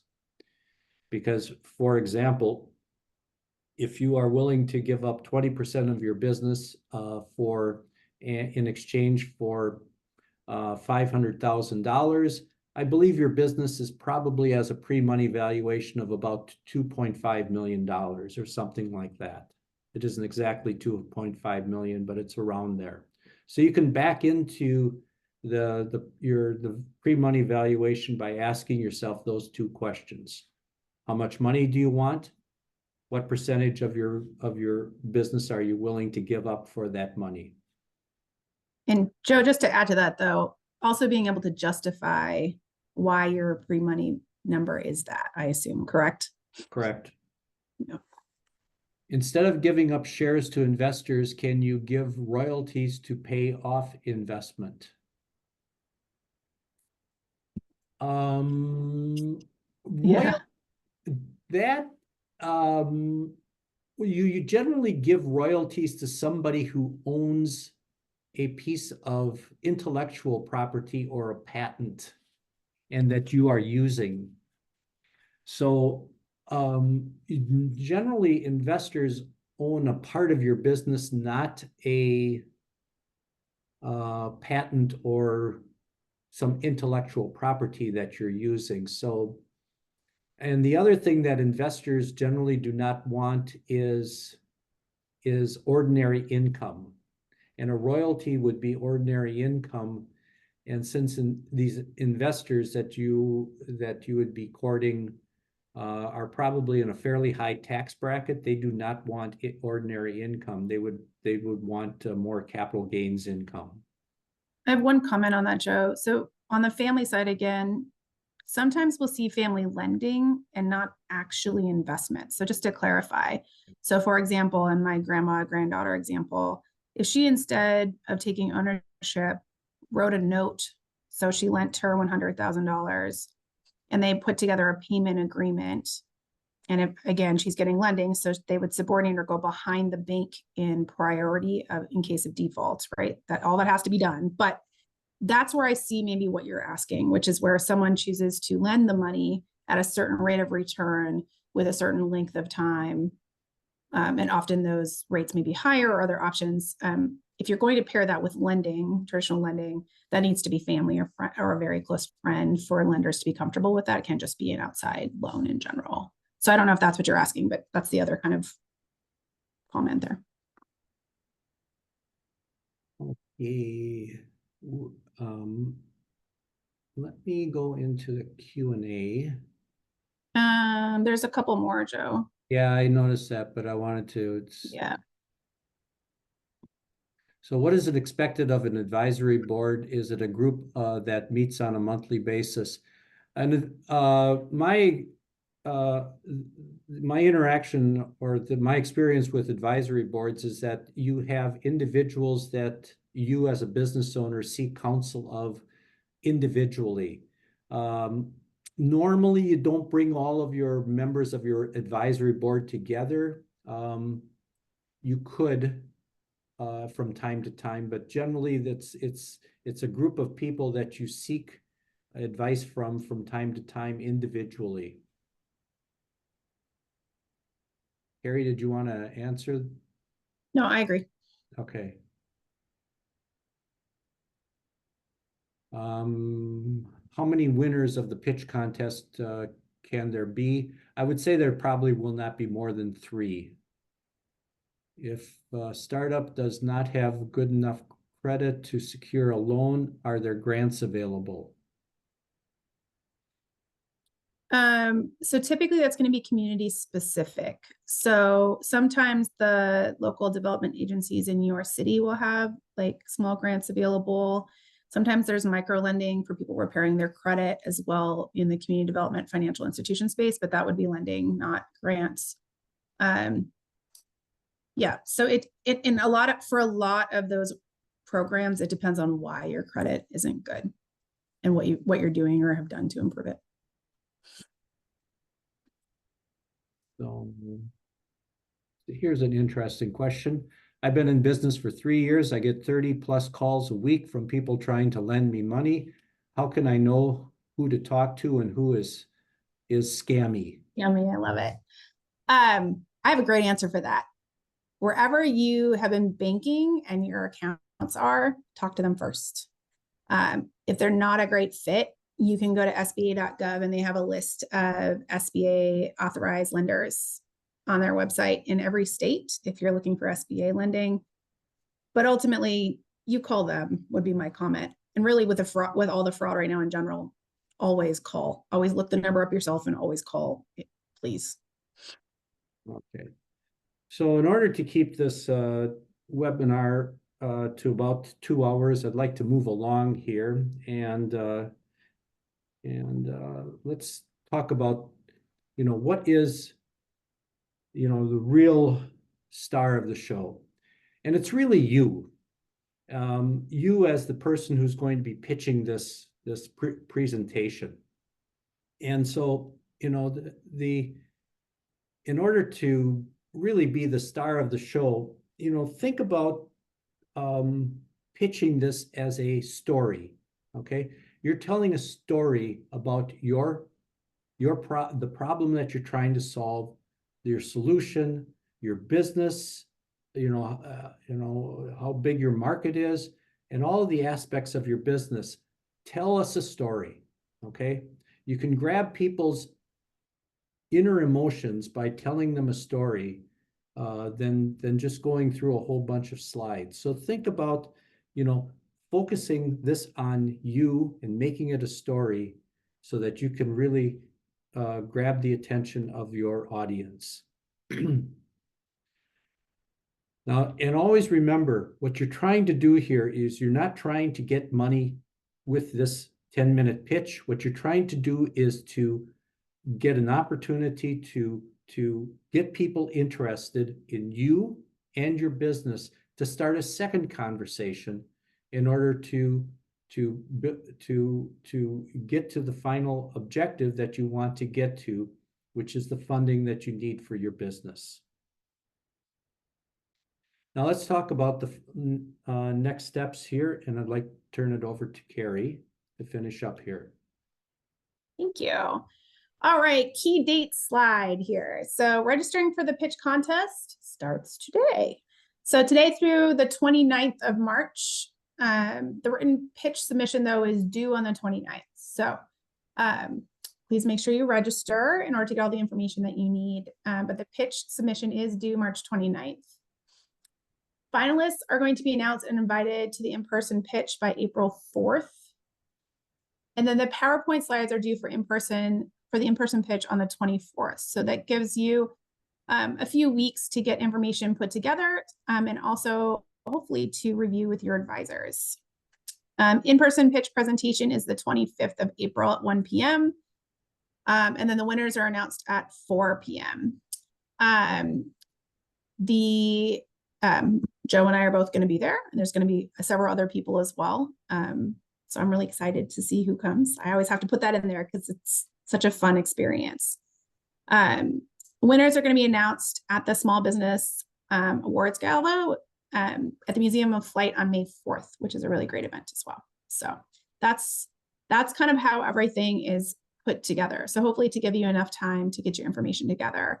And as someone mentioned before, if you're not quite ready to do it now, the goal long-term is for everything to happen every year. And so hopefully if it's not a great fit now, you can use the resources we've taught today and SCORE mentorship and other tools in order to be ready next time if this isn't the right time for you. On that note, if you'd like to register, if you'd like contest information, to get a mentor, or to email questions in, here's your resource page for that. And again, all of this will be emailed out to you as well. As a reminder, if you have any one-off questions about the material in the presentation, mine and Joe's email addresses are at the beginning of the presentation as well. So I know we didn't have the opportunity to get to all of your questions. Feel free to either email Carrie or myself any specific questions that you have about the pitch contest, your pitch, or your business. We'd be happy to get back to you within the next few days with answers to the best of our ability. And with that, we'd like to thank, first of all, I'd like to thank Carrie for hosting this seminar with me. And I'd like to thank all of you for your very active participation here today. This concludes our seminar. Thank you. Thank you, everybody.